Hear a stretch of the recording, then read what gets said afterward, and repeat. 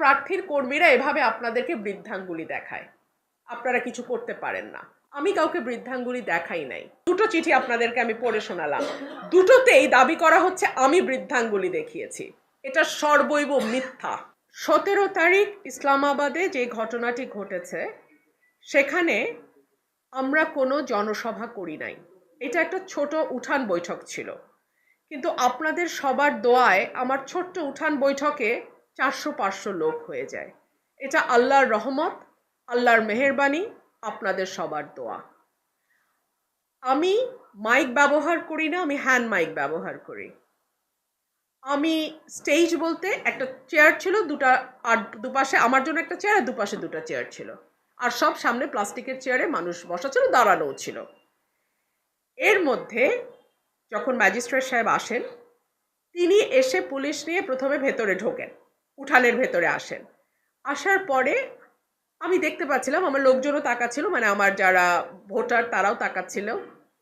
এক পর্যন্ত স্টেজের উপর উঠে আসেন।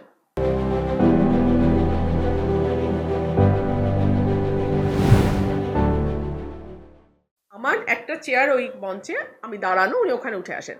তো আমি এই পর্যায়ে বক্তব্য শর্টকাট করি, আমি নেমে যাই এবং আমি ওনাকে বিনয়ের সাথে জিজ্ঞেস করি, আচ্ছা আমার কোন আচরণবিধিটা লঙ্ঘন হয়েছে। উনি আমাকে বলতে পারছিলেন না। একটা পর্যায়ে আমি উত্তেজিত হয়ে বলি, সবাই প্রচারণা করছে, আপনাদেরকে বৃদ্ধাঙ্গুলি দেখাচ্ছে। কিভাবে বলি? এই যে বৃদ্ধাঙ্গুলির কথাটা বললাম, এই কথাটা কোথা থেকে আসলো? এই কথাটা তো হঠাৎ আসে নাই। এই কথাটা এসছে এই ছবিটা থেকে। এটা দেখেন, এটা উপজেলা আশুগঞ্জ উপজেলা বিএনপির সাধারণ সম্পাদক।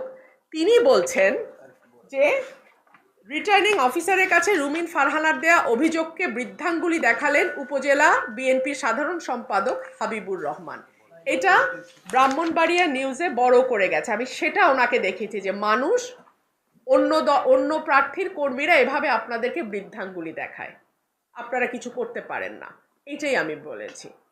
আমি কাউকে বৃদ্ধাঙ্গুলি দেখাই নাই।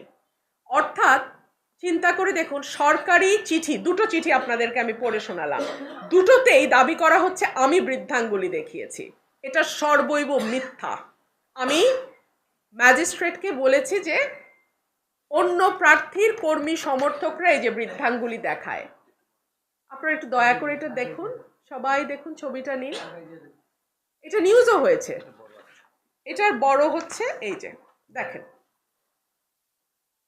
ঠিক আছে, ওকে, তাহলে বৃদ্ধাঙ্গুলির ব্যাপারটা আমি ক্লিয়ার করতে পারলাম, তাই না?